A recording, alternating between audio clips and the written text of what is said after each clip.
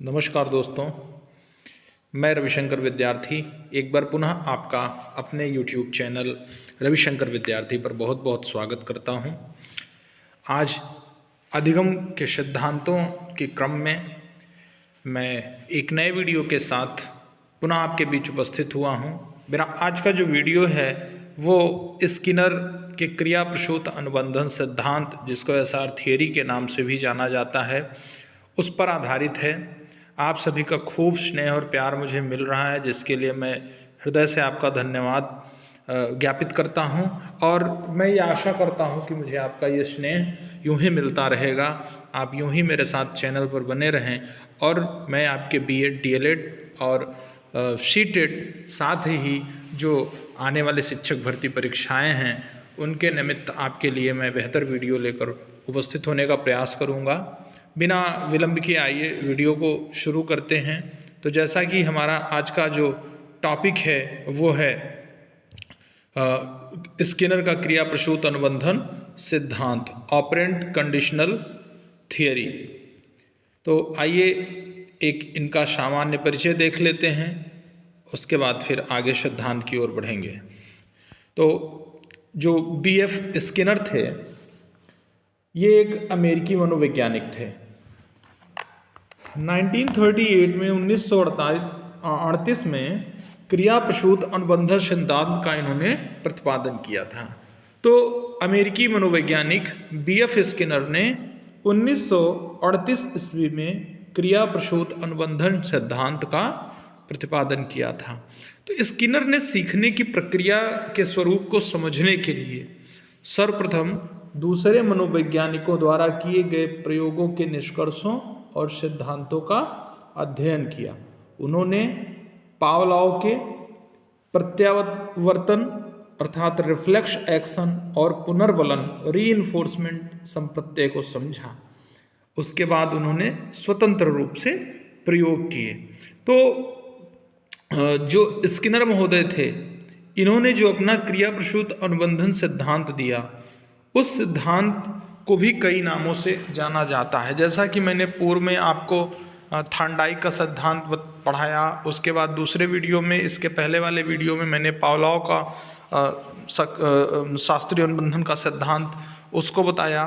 तो उनमें भी कुछ ऐसे नाम थे, कुछ ऐसे प्रचलित नाम थे जिनसे उनके सिद्धांतों को जाना जाता था। उसी तरह यहाँ पर भी जो ये क्रिया प्रसूत अनुबंधन सिद्धांत है, इसको कुछ अन्य नामों से जाना जाता है, जो आपको आपकी परीक्षाओं में देखने को मिल भी सकता है। तो यहाँ पर जैसे इसको सक्रिय अनुबंधन सिद्धांत के नाम से जाना जाता है। इसके अलावा अभिक्रमित अनुदेशन का सिद्धांत भी कहते हैं, नैमित्तिक अनुबंधन का सिद्धांत, कार्यात्मक प्रतिबद्धता का सिद्धांत और एसआर थियरी। तो इस तरह से क्रिया प्रसूत अनुबंधन के ये अन्य नाम हैं। तो उक्त के संदर्भ में अर्थात क्रिया प्रसूत अनुबंधन के संदर्भ में स्किनर ने कुल मिलाकर कितने प्रयोग किए? 2 प्रयोग किए। आपको ये याद रखना चाहिए, महत्वपूर्ण है। वैसे इस प्रयोग को पढ़ेंगे तो स्वतः ही याद हो जाएगा। स्किनर ने 2 प्रयोग किए। एक किस पे किया? एक उसने चूहे पर किया और दूसरा उसने कबूतर पर किया। तो आइए देखते हैं स्किनर का जो चूहे पर प्रयोग था वो किस प्रकार था। आप यहाँ पर एक पिक्चर देख रहे हैं, एक चित्र देख रहे हैं, जिसमें आपको एक चूहा दिखाई दे रहा है और चूहा जो है एक पिंजरे में बंद है। तो स्किनर ने अपना जो पहला प्रयोग था वो किस पर किया? स्किनर ने अपना पहला प्रयोग चूहे पर किया और चूहे को बंद करने के लिए उसने क्या किया? उसने एक पिंजरा बनवाया जिसकी बनावट कुछ विशेष प्रकार की थी। आप इस पिक्चर में स्पष्ट रूप से देख सकते हैं। तो पिंजरे में चूहे को अंदर करने के लिए क्या था?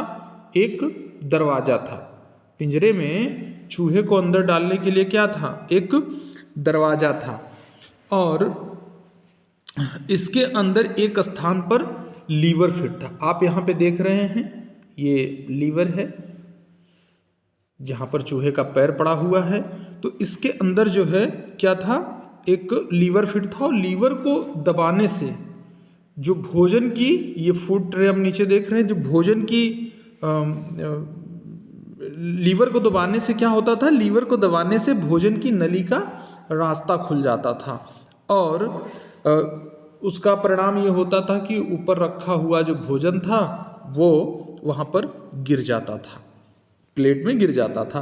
तो इस पिंजरे को स्किनर बॉक्स के नाम से भी जाना जाता है, इसको स्किनर बॉक्स के नाम से भी जाना जाता है।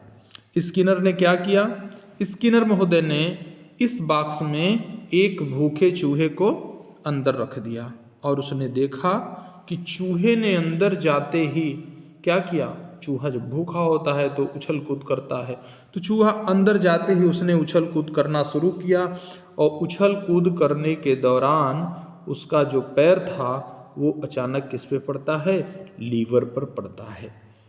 चूहे ने क्या किया, चूहे ने यहाँ उछल कूद करना शुरू किया और उछल कूद करते करते उसका जो पैर था वो किस पर पड़ा, उसका पैर लीवर पर पड़ गया अचानक, और जो भोजन था वो क्या हुआ, वो उसकी प्लेट में आकर गिर गया। उसने भोजन प्राप्त किया और अपनी भूख मिटाई। इससे क्या हुआ, जब आपको भोजन मिले और आपकी भूख मिटती है तो क्या मिलता है, उससे आपको संतोष मिलता है। तो चूहे को उससे बड़ा संतोष मिला। अब उसे जब फिर कुछ खाने की इच्छा हुई तो उसने पुनः उछल कूद करना पूर्व की भांति शुरू कर दिया और इसी उछल कूद में वह लीवर क्या था, वह लीवर पुनः दब गया। तो जब उसे खाने की इच्छा होती वह उछल कूद करता और उसे भोजन पुनः मिल जाता था। तो इसी को क्या कहते हैं, इसी को कहते हैं क्रिया प्रसूत अनुबंधन सिद्धांत। स्किनर ने देखा कि भोजन मिलने से जो चूहा है उसके द्वारा की जा रही क्रिया को पुनर्बलन मिल रहा है, उसको रीइंफोर्समेंट मिल रहा है। यहाँ पर भोजन जो है वो पुनर्बलन का काम कर रहा है। तो वह जो क्रिया कर रहा था उससे चूहे को पुनर्बलन मिला और उसने चूहे पर यह प्रयोग कई बार दोहराया और देखा एक ऐसी स्थिति आ गई, कैसी, एक ऐसी स्थिति आ गई कि भूखे चूहे ने पिंजरे में पहुंचते ही लीवर दबाना शुरू कर दिया। वो जैसे ही पिंजरे में पहुंचता था लीवर दबाकर भोजन प्राप्त कर लिया। अर्थात दूसरे शब्दों में कहें तो उसने लीवर दबाकर भोजन प्राप्त करना सीख लिया। तो इन प्रयोगों से क्या स्पष्ट हुआ, इन प्रयोगों से स्पष्ट हो गया कि प्राणी द्वारा सीखने की जो अनुक्रिया होती है उसमें पुनर्बलन का विशेष महत्व होता है। जैसे उसको पुनर्बलन मिलता गया वो क्या होता गया, वो और मोटिवेटेड होता गया, वो और जो है उसको हिम्मत मिलती गई और फिर वह प्रेरित होता रहा वह अनुक्रिया करने के लिए। तो इस तरह से आपने इस पिक्चर के माध्यम से ये देखा और समझा कि स्किनर ने चूहे पर अपना प्रयोग कैसे किया था। ये कंटेंट है, आप इसे देखकर वीडियो को स्लो करके या रोककर आप इससे अपना नोट्स बना सकते हैं। फिर इसके बाद हम देखते हैं कि स्किनर ने अपना एक प्रयोग और किया था। किस पर किया था, कबूतर पर किया था। आइए उसको भी देख लेते हैं। आप इस पिक्चर में देख सकते हैं कि स्किनर ने जो अपना दूसरा प्रयोग किया वो किस पर किया, वो किया एक कबूतर पर।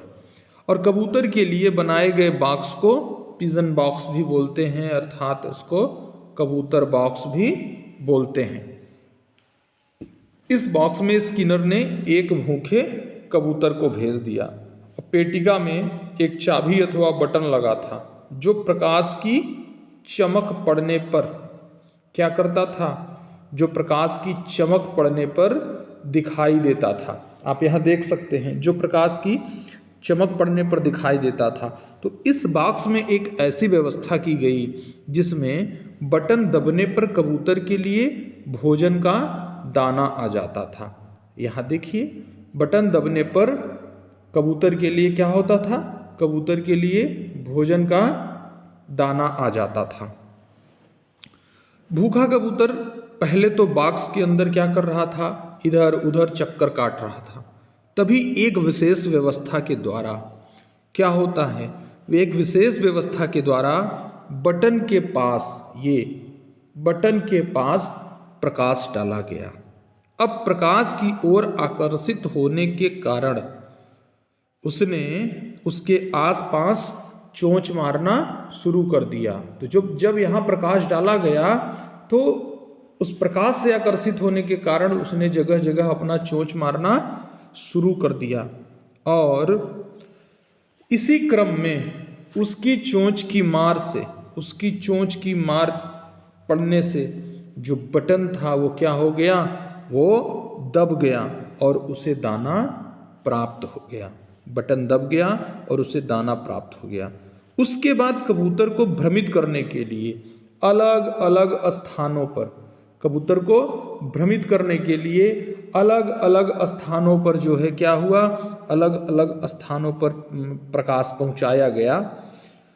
प्रकाश में किए गए इन परिवर्तनों से कुछ समय के लिए तो कबूतर, ये जो कबूतर था ये कुछ समय के लिए तो प्रभावित हुआ, किंतु भोजन मिलने से उसे जो पुनर्बलन मिला था उससे यह भोजन वाले बटन की जगह पर, इस जगह पर चोंच मारना सीख गया। बाद में इधर उधर प्रकाश चमकने पर भी इस बटन पर चोंच मारने लगा और खाना प्राप्त करने लगा। तो यह जो सिद्धांत है, यह सिद्धांत पुनर्बलन, रीइंफोर्समेंट पर विशेष बल देता है। यह जो सिद्धांत है यह रीइंफोर्समेंट पर विशेष बल देता है, अर्थात जब किसी प्राणी को किसी अनुक्रिया से सुखद परिणाम प्राप्त होता है, जैसे चूहे को भोजन प्राप्त करने के बाद सुखद परिणाम प्राप्त हो रहा था, कबूतर को अनुक्रिया करने के बाद भोजन के रूप में सुखद, दाने के रूप में सुखद परिणाम प्राप्त हो रहा था, तो वह क्या करता है, वह उस अनुक्रिया को बार बार दोहराता है। जब किसी प्राणी को किसी अनुक्रिया से सुखद परिणाम प्राप्त होता है तो उसको क्या करता है, वो बार बार दोहराता है, और इस बार बार दोहराने की इच्छा उत्पन्न होने को ही क्या कहते हैं, पुनर्बलन कहते हैं। जैसा कि कबूतर को भोजन दबाने, कबूतर को बटन दबाने से भोजन प्राप्त होने पर हुआ, तो स्पष्ट है कि पुनर्बलन अनुक्रिया का परिणाम है जिससे भविष्य में अनुक्रिया होने की संभावना बढ़ जाती है। भाई जितना पुनर्बलन मिलता है उतना क्या होता है, उतना मोटिवेशन मिलता है और अनुक्रिया की संभावना बढ़ जाती है। तो इस सिद्धांत में रीइंफोर्समेंट का, पुनर्बलन का बहुत महत्व है, बहुत बड़ा महत्व है, इसलिए इसे पुनर्बलन का सिद्धांत, थियरी ऑफ रीइंफोर्समेंट भी कहते हैं।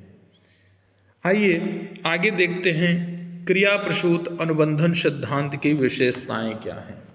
तो यह जो स्किनर का क्रिया प्रसूत अनुबंधन सिद्धांत है जिस पे अभी हम लोगों ने चर्चा की, इसकी विशेषता है कि इसमें जो पुनर्बलन है वो इसका एक बहुत ही महत्वपूर्ण तत्व है, मतलब आवश्यक तत्व है।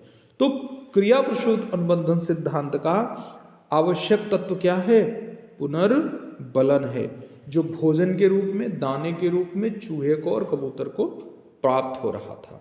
अच्छा, यहाँ पर मैं आपको याद दिला दूँ, हमने जो अधिगम के सिद्धांत के क्रम में वीडियो शुरू किया है, उसमें आपने जब थॉर्नडाइक को पढ़ा तो थॉर्नडाइक का प्रयोग किस पर था, मुझे उम्मीद है कि आपको याद होगा क्योंकि आपने उसको गंभीरतापूर्वक पढ़ा होगा। तो थॉर्नडाइक का जो प्रयोग था वो किस पर था, वो बिल्ली पर था।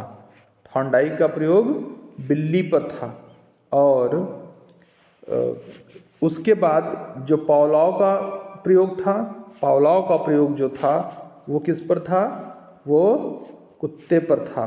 पावलोव का प्रयोग कुत्ते पर था, और इसके बाद अभी हम पढ़ रहे हैं स्किनर, तो स्किनर का प्रयोग किस पर है? स्किनर का प्रयोग चूहे पर है, रैट पर है। तो आइए आगे देखते हैं। क्रिया प्रसूत अनुबंधन सिद्धांत की जो विशेषता है, इसमें पुनर्बलन क्या है? पुनर्बलन इसका एक आवश्यक तत्व है। दूसरा है, यह सिद्धांत मंद बुद्धि बालकों के अधिगम के लिए बहुत उपयोगी है। इसके अलावा सीखने की क्रिया में अभ्यास पर अधिक बल दिया जाता है। आप देख रहे थे कि वह बार बार उन क्रिया के क्रम में अभ्यास ही तो कर रही थी, उसको धीरे धीरे अभ्यास हो गया। इसके बाद देखते हैं अगली विशेषता। तो इस प्रकार के अधिगम में अनुक्रिया की केंद्रीय भूमिका रहती है, इसीलिए इसे अनुक्रियाजन्य भी कहते हैं। तो इस प्रकार के अनुबंधन में सीखने वाले को करने की काफ़ी कुछ स्वतंत्रता होती है। फिर इस प्रकार के अनुबंधन में शुरुआत व्यवहार अथवा अनुक्रिया द्वारा होती है, इसके बाद उसे बल प्रदान करने के लिए पुनर्बलन दिया जाता है। फिर नेक्स्ट है कि इस सिद्धांत क्रिया से अधिक क्रिया के परिणाम को यह सिद्धांत क्रिया से अधिक क्रिया के परिणाम को महत्व देता है। और अंतिम है कि यह सिद्धांत सकारात्मक परिणाम से मिलने वाले पुनर्बलन पर बल देता है, जो सीखने वाले की क्रिया को गति देने में सहायक है। मतलब यह जो क्रिया प्रसूत अनुबंधन सिद्धांत है, यह सकारात्मक परिणाम जब मिलता है, जैसे चूहे को वहाँ पर भोजन प्राप्त हुआ या कबूतर को भोजन प्राप्त हुआ, तो जो सकारात्मक परिणाम उनको मिल रहा है, उस सकारात्मक परिणाम से जो उनको से मिलने वाले पुनर्बलन को बल देता है। तो जो उनको वहाँ पे सकारात्मक परिणाम भोजन के रूप में प्राप्त हो रहा था, उससे क्या मिल रहा था? उससे पुनर्बलन को कहीं न कहीं बल मिल रहा था। तो जो सीखने की क्रिया को गति देने में क्या होता है? सहायक होता है। फिर आइए आगे देखते हैं कि यह जो स्किनर का क्रिया प्रसूत अनुबंधन सिद्धांत अधिगम सिद्धांत है, इसका क्या शिक्षा में क्या उपयोगिता है? तो usefulness of operant conditioning theory in education. पहला है कि यह सिद्धांत सीखने के लिए स्टिमुलस अर्थात उद्दीपक के स्थान पर प्रेरणा को आवश्यक मानता है। इसलिए पढ़ने लिखने वाले बालकों को अभिप्रेरित करने के लिए इसका उपयोग किया जाता है। फिर यह सिद्धांत सीखने में पुनर्बलन को बहुत महत्व देता है, इसलिए शिक्षण कार्य में शिक्षक द्वारा शिक्षार्थियों को पुनर्बलन देने में इसका उपयोग किया जाता है। अर्थात शिक्षक बच्चों को प्रोत्साहित करता है, उनको पुनर्बलन प्रदान करता है, तो वह और मोटिवेट होते हैं। शिक्षार्थियों की सफलता के लिए उन्हें क्रियाशील रखने हेतु इस सिद्धांत का उपयोग किया जाता है। इसके अलावा सक्रिय अनुबंधन का प्रयोग समस्यात्मक बालकों के व्यवहार में वांछित परिवर्तन करने के लिए भी किया जाता है। और अंतिम है कि यह सिद्धांत छात्रों को अभ्यास एवं क्रिया के मार्ग की ओर प्रेरित करता है, जिससे वह स्वयं करके सीखने की ओर अग्रसर होते हैं। तो स्किनर का जो यह क्रिया प्रसूत अनुबंधन सिद्धांत है, यह सिद्धांत छात्रों को अभ्यास और अभ्यास के साथ साथ क्रिया के मार्ग की तरफ जो है आगे बढ़ने के लिए प्रेरित करता है, तो जिससे वह क्या करते हैं? स्वयं करके सीखने की ओर अग्रसर होते हैं। तो मित्रों, आपने इस तरह से आज का यह वीडियो देखा, जिसमें स्किनर की क्रिया प्रसूत अनुबंधन सिद्धांत पर काफ़ी विस्तार से चर्चा हुई। इस वीडियो में हम लोगों ने देखा कि जो अमेरिकी मनोवैज्ञानिक B.F. स्किनर थे, उनका ये जो सिद्धांत था इसका प्रतिपादन कब हुआ, तो हमने पाया कि इसका प्रतिपादन 1938 में 1938 ईस्वी में स्किनर महोदय के द्वारा किया गया था। इसके बाद हम लोगों ने क्रिया प्रसूत अनुबंधन सिद्धांत के जो अन्य नाम हैं, जैसे सक्रिय अनुबंधन सिद्धांत, अभिक्रमित अन्वेषण सिद्धांत, नैमित्तिक अनुबंधन का सिद्धांत, कार्यात्मक प्रतिबद्धता का सिद्धांत और आर्यस थियरी, उसको भी देखा। इसके अलावा स्किनर ने 2 प्रयोग किए थे, हालांकि दोनों पे काफ़ी विस्तार से चर्चा हो चुकी है, आप इस पिक्चर में देख सकते हैं। इसके बाद ये कंटेंट है जिससे आप अपना नोट्स भी बना सकते हैं। आप यहाँ देख सकते हैं कि स्किनर का जो दूसरा प्रयोग था वो किस पर था, वो एक कबूतर पर था और ये उसका कंटेंट है। इसके बाद क्रिया प्रसूत अनुबंधन सिद्धांत की विशेषताओं पर भी चर्चा हुई। साथ ही स्किनर का जो ये क्रिया प्रसूत अनुबंधन सिद्धांत है इसकी शिक्षा में क्या उपयोगिता है। तो मित्रों, मैं उम्मीद करता हूँ कि आज का यह वीडियो आपके लिए काफ़ी उपयोगी साबित होगा और बीएड और डीएलएड के साथ साथ जो सीटेट के अभ्यर्थी हैं और बीएड डीएलएड के प्रशिक्षु हैं उनके लिए नोट्स बनाने में भी यह काफ़ी सहायक होगा। जल्द ही मैं बाल विकास पर आधारित अपने कुछ वीडियोस के साथ फिर आपके बीच में आऊँगा और आगे मैं देखता हूँ कि मैं किस टॉपिक पर वीडियो बनाता हूँ। हालांकि अभी मैंने फाइनल नहीं किया हुआ है कि अगला वीडियो मुझे किस टॉपिक पे देना है, लेकिन चाइल्ड डेवलपमेंट और लर्निंग अभी मैं इसी पर फोकस कर रहा हूँ। इसके बाद फिर आगे मेरा प्रयास होगा कि मैं सीटेट या बीपीएससी में भारतीय राष्ट्रीय आंदोलन पर भी अपने कुछ कंटेंट आपके बीच लेकर आऊँ। आप यूं ही अपना स्नेह और प्रेम बनाए रहें। चैनल को जिन भी मित्रों ने लाइक और सब्सक्राइब नहीं किया है वे कृपया इसे लाइक और सब्सक्राइब करें और अपने मित्रों को भी इसे लाइक और सब्सक्राइब करने के लिए बोलें। Thank you. फिर मिलते हैं एक नए वीडियो के साथ।